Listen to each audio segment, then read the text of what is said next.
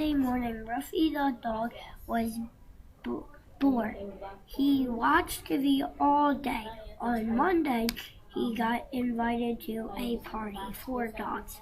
He went over, he had fun, and he slept over.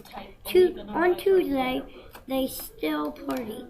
They had the time of their life.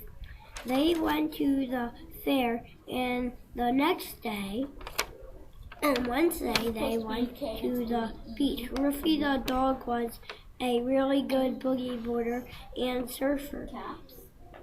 And one day, he got bit by a shark. On Thursday, he woke up and he was in the hospital. Bill! Happy birthday, Mom, Dad, he shouted. Roofy forgot it was his birthday. His mom and dad gave him a cake and a present.